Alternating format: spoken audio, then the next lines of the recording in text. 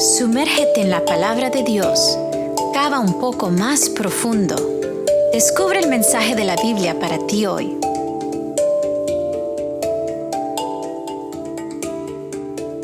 Apreciados amigos, estoy contento nuevamente de compartir con ustedes en esta mañana una vez más de la palabra de Dios y vamos a comenzar con el tema titulado El poder de la oración, un conflicto cósmico.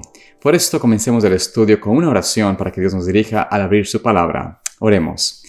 Amate Padre Celestial, te agradecemos Señor en esta mañana que nos permites compartir de tu palabra y Señor pedimos de que tú nos dirijas, de que podamos entender lo que está detrás de las escenas cuando estamos orando, cuando pedimos en favor de otros. Señor, permítenos realmente aprender a tener esa oración poderosa en favor de aquellos que están en las tinieblas y que también podamos entender de que ese es un conflicto real. Hay una guerra por nuestra mente, por el control de las personas. Y queremos, Señor, pedirte que nos ayudes a tener esa vislumbre para que cuando oremos podamos hacer de la oración una herramienta poderosa para la salvación, para la redención de otros. Pedimos a Dios que nos acompañes en el estudio de hoy y que nuevamente el Espíritu Santo nos dirija. En el nombre de Jesús. Amén.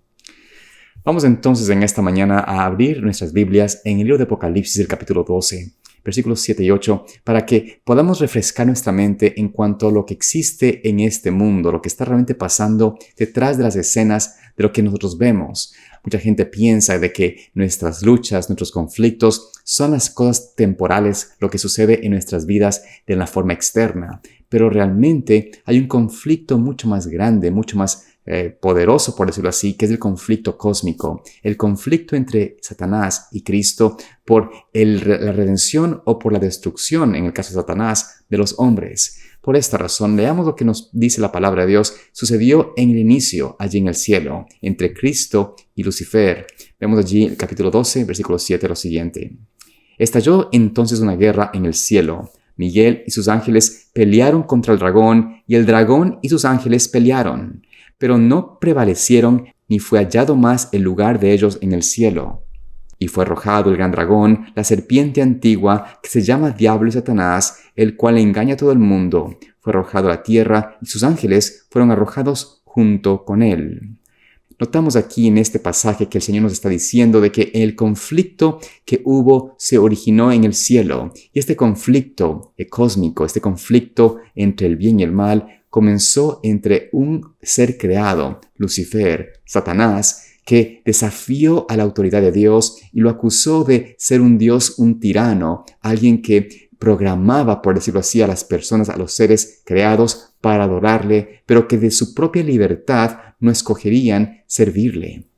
Esta acusación de Satanás logró cautivar a varios de los ángeles en el cielo y arrastró una tercera parte de los ángeles en el cielo. Sin embargo, esta falta de realmente de entender el carácter de Dios, o mejor dicho, de Satanás, de tratar de cambiar o manchar el carácter de Dios, no sería realmente entendida o comprendida correctamente hasta que se revele en el plan de redención los frutos del pecado. Cuando Cristo tuvo que venir a la tierra en salvación por nosotros, en rescate, en el pagar el precio de nuestra transgresión, cuando Satanás mató a Cristo por ser nuestro sustituto, allí se mostró claramente la evidencia del carácter de Dios, un carácter amante, misericordioso, pero también un carácter que es justicia, que es rectitud y que rechaza o condena el pecado. Por esta razón, en esta experiencia, encontramos de que la Biblia nos demuestra de que el conflicto que originó en el cielo es un conflicto que todavía está latente en nuestra experiencia aquí en la tierra.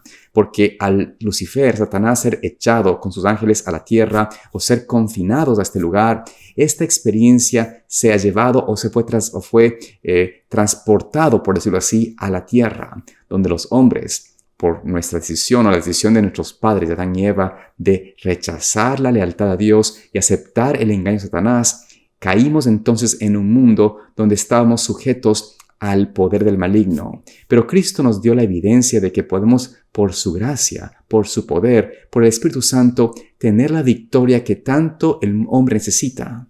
Y este es el conflicto cósmico, este conflicto que que es realmente el gran conflicto que existe entre el bien y el mal, este conflicto es el que estamos ahora viviendo. Cuando hablamos nosotros entonces del poder de la oración, entendemos de que comienza comprendiendo cómo podemos, a través de esta herramienta, de esta comunicación con el poder infinito, recibir de Dios la autoridad, el poder para poder vencer, para poder no solamente vencer en nuestras propias vidas, pero también para usar ese poder, esa herramienta de la oración para ayudar y dar redención o ayudar a otros a que conozcan de Cristo. Por eso, la oración intercesora es una herramienta sumamente poderosa.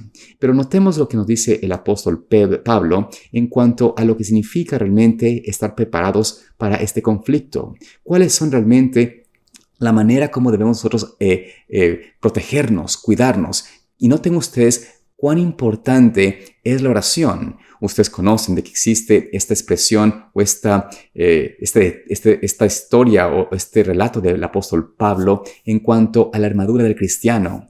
Vayamos al libro de Efesios, del capítulo 6, y notemos allí cómo el apóstol Pablo introduce esta herramienta que tenemos nosotros como nuestras armaduras para defendernos del maligno. Dice allí: por lo demás, hermanos míos, fortaleceos en el Señor y en su fuerza poderosa. Vestidos de toda la armadura de Dios, para que podáis estar firmes contra las acechanzas del diablo, porque no tenemos lucha contra sangre y carne, sino contra principados, contra potestades, contra los gobernadores de las tinieblas de este mundo, contra huestes espirituales de maldad en las regiones celestes. Por tanto, tomad toda la armadura de Dios para que podáis resistir en el día malo y, habiendo acabado todo, estar firmes. Estad pues firmes, ceñida vuestra cintura con la verdad, vestidos con la coraza de justicia y calzados los pies con el celo por anunciar el evangelio de la paz. Sobre todo, tomad el escudo de la fe con que podáis apagar todos los dardos de fuego del maligno. Tomad el yelmo de la salvación y la espada del Espíritu, que es la palabra de Dios. Orad en todo tiempo, con toda oración y súplica en el Espíritu, y velad en ello con toda perseverancia y súplica por todos los santos. Vemos aquí en este pasaje cómo el apóstol Pablo está describiendo lo que significa realmente tener la preparación o estar protegidos por esta armadura de Dios. Notamos que el apóstol Pablo hace un hincapié en que estamos realmente en medio de una batalla cósmica con estas huestes celestes, pero no del Señor, sino las huestes diabólicas, que son las potestades, los poderes que están tratando de destruirnos, de llevarnos no solamente a separarnos de Dios, pero también a destruir nuestra vida por medio del pecado. Y estas experiencias de estar en esta lucha contra estas potestades, la única manera de poder hacerle frente a esto es con una imposición del poder de Dios en nuestras vidas. Nada de lo que se puede obtener, por ejemplo, la fe, el escudo de la fe, la palabra de Dios que es la espada del Espíritu, el yelmo de salvación, la coraza de justicia, las sandalias del evangelio de paz, todas esas cosas que son dadas a los seres humanos son regalos, obsequios que el Señor los da. Y estos dones que Dios nos da se pueden recibir únicamente, como dice el apóstol Pablo, constantemente si estamos orando y perseverando en la oración, pero no solamente en la oración propia de mi necesidad, sino también, dice allí, orando por todos los santos, pidiendo que Dios pueda obrar en favor de ellos. Esto nos muestra cuán necesario, cuán importante en el conflicto cósmico es realmente la oración. La oración tiene dos propósitos dentro de este concepto.